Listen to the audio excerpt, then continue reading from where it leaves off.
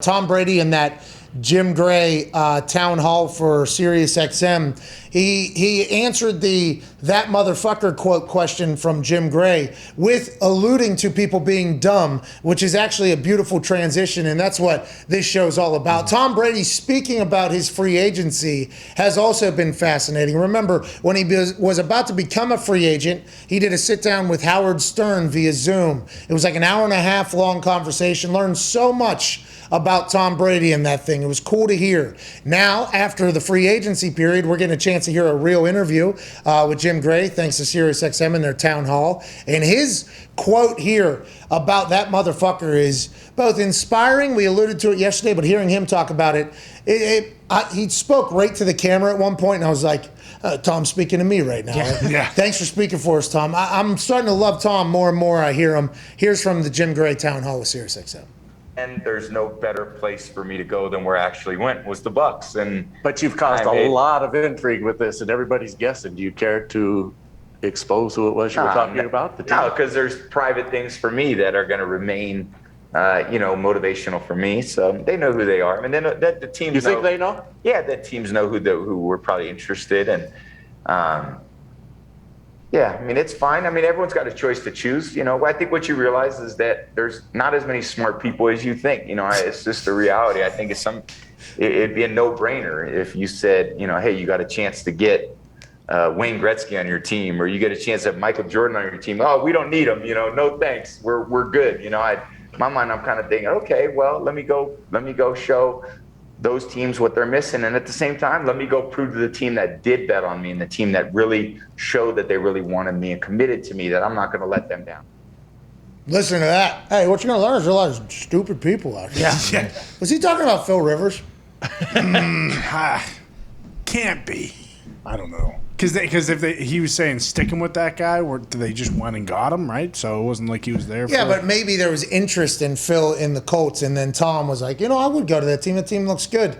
And they found out like he was interested in they were interested in Phil, and was like, hey, we want to do this?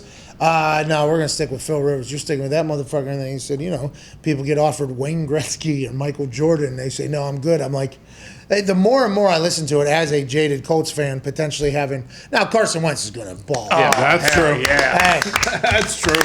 Carson Wentz is going to absolutely crush it. Let's not get crazy, but knowing that there was a chance that maybe Tom Brady was going to become a Colt, and he is jaded, and we were maybe his motivation. That is fascinating to think about. There's other teams though that it could have been, but listening to it, that could have been Phil Rivers, AJ. I mean, it could have been. I just wonder how many quarterbacks around the NFL are sitting there like, man, I really hope that wasn't me. Like, I hope Tom's not talking about me. That they think, hey, I got a good relationship with Tom. We talk after when we play each other. Like, we're boys, right? And then in the back of their mind, they really want to ask him, like, hey, that wasn't me, was it? Sounds like he was talking about me there. I think he was talking about me there. God damn, I thought we were friends. I had his avocado ice cream. I did the whole thing.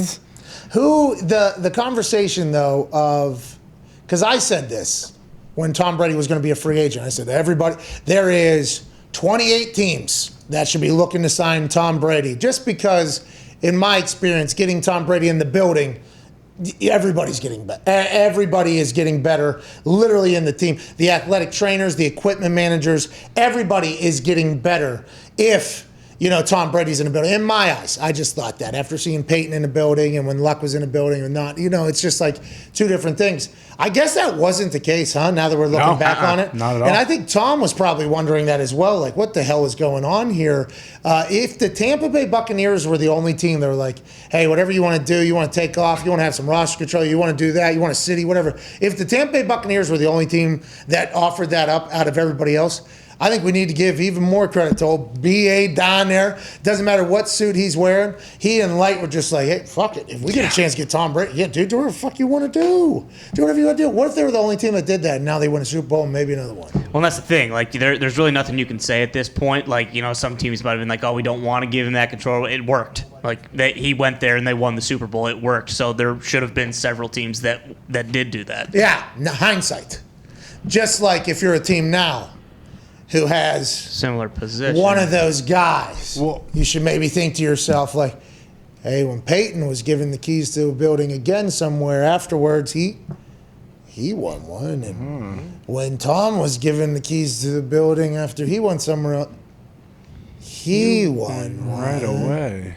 So maybe in 10 years when Patrick Mahomes' deal is up or whatever, we'll have this conversation about Patrick Mahomes as well, and maybe others or whatever. But if Aaron Rodgers goes somewhere else, gets the keys to a building and wins one, at the Green Bay Packers, like, fool me once, okay, with Peyton, fool me twice. What's the third, and then what's the fourth one, and what's the fifth one? You know, whenever, like, is that going to just be a trend of OGs who are unbelievable at their wits' end, just being like, okay, I'm gonna go somewhere with more respect? Is that what we're going to see here now, AJ, if it continues to have success? Well, we'll either see that, or what I think what's more likely is that teams are going to pay much closer attention to the relationship they have with their starting quarterback. If he is like a person that transcends the game and changes everything, like a Mahomes, like Aaron can do, obviously, Tom, Russell, there's a million of them out, not a million. There's a handful of them out there that can change the game and like breed confidence from top to bottom, from the coaching staff all the way down through the roster. Yeah,